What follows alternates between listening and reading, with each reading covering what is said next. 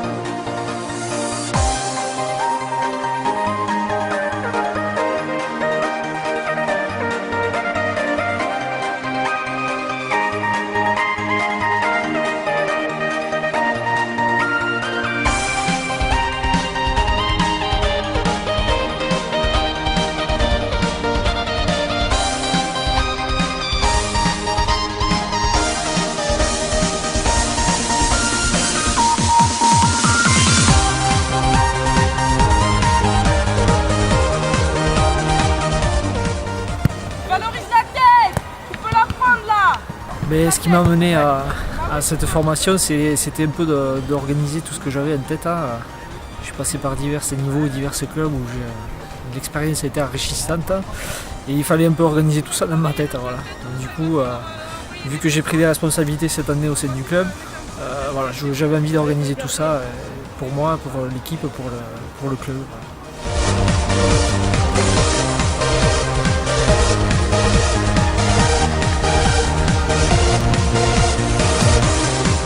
20 secondes pour marquer.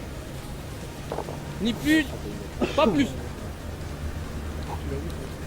T'es prêt? Top. Allez, des appels, du mouvement. Voilà, de l'avant. Ce que je vais retenir déjà, c'est plaisir. Énormément de plaisir, parce qu'on voit avec tous mes camarades derrière, c'est vrai qu'on prend énormément de plaisir. Et ensuite, c'est un enrichissement pour moi personnellement, parce que, comme je vous l'ai dit, c'est me certifier pour passer ces diplômes et après voir si on peut prétendre à être entraîneur, soit avec les jeunes ou soit en senior, je rappelle. Les différents modules qui sont proposés lors de ces formations, c'est le module U9, le module U11, qui après certification, et sans obligation bien sûr de la part du stagiaire, donneront le certificat fédéral 1. Le certificat fédéral 2 est composé de 2 modules avec les U15 et les U13, ainsi que les 2 modules U17 et U19, et le dernier module qui est les U20 plus les seniors. Voilà. À l'issue de ces différents modules qui seront effectués, il y aura des certifications qui seront mises en place où les gens pourront venir valider et se certifier sur ces fameux certificats fédéral de football, qu'ils soient 1, 2 ou 3. Ça fait 4 ans moi, que j'entraîne l'équipe de sport foot et donc je n'avais pas passé de diplôme, de certification. Donc je suis venu passer au stage pour m'amener un peu d'organisation et de cohérence dans ce qu'on fait à l'entraînement.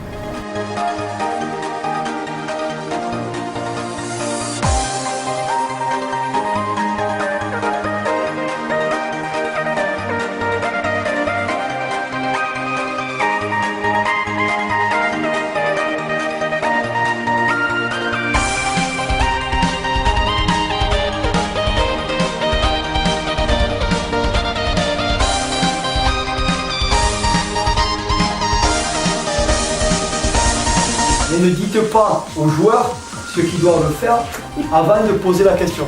Sur les surfaces de jeu, moi je trouve que c'était pas trop mal adapté. Mais... Vous êtes passionné, vous devenez éducateur et vous avez à enseigner par le plus beau des métiers, faire prendre du plaisir au jeu qu'est le football, avec toutes les valeurs qui construisent un jeune, un senior, qu'il soit fille ou garçon, parce que le football c'est la vraie école de la vie.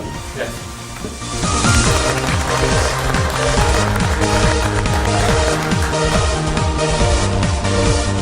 Éducateur, c'est pas toujours facile, il faut se former parce que moi je découvre seulement le métier.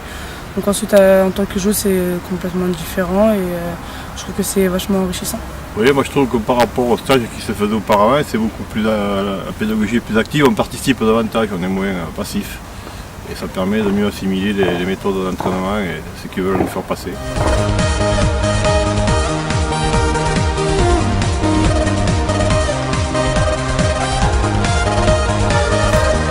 J'en retiens que finalement on n'était pas très loin de la vérité, mais il fallait un canevas et des méthodes. Voilà, donc du coup, le stage a été très enrichissant sur 2 jours. Et je sais pas, il faut donner des mots-clés. S'il faut donner des mots-clés, méthode pédagogique et procédé. Une formation bien rythmée, avec des outils intéressants, même à titre personnel que je trouve très enrichissant. Une adaptation entre la théorie et la pratique sur le terrain, une cadence bien menée et surtout pour une première séance de formation, des candidats à l'écoute de ce qu'on a proposé, et en tout cas qui ont été dans l'échange et dans le transfert d'informations.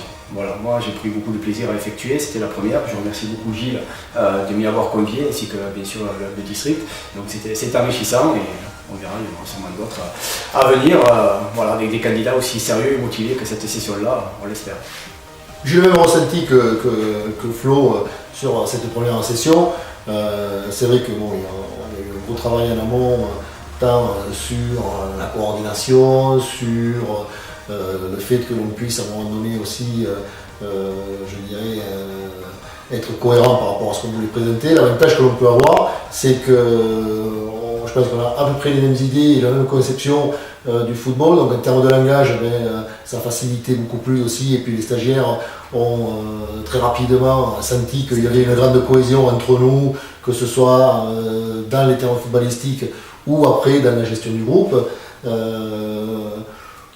19 stagiaires, je pense que tout le monde a suivi la formation avec grand intérêt, tout le monde est reparti ce soir après la ressource bilan, je dirais très très content de ce qui s'est déroulé durant ces 2 jours. On peut être que satisfait nous aussi de cette petite réussite, en espérant bien sûr qu'on va continuer, qu'on va, je dirais, être encore beaucoup plus performant demain en travers de ces formations.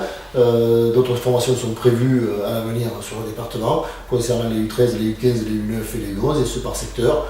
Et nous invitons bien sûr tous les gens qui ont envie demain d'encadrer, d'aider les jeunes à s'inscrire dans la durée au niveau du football, de vouloir progresser. Nous invitons tous ces jeunes-là à venir suivre ces formations, comme l'a dit Florent, qui sont très riches et qui amènent des outils qui peuvent que compléter leur expérience et leurs compétences déjà acquises.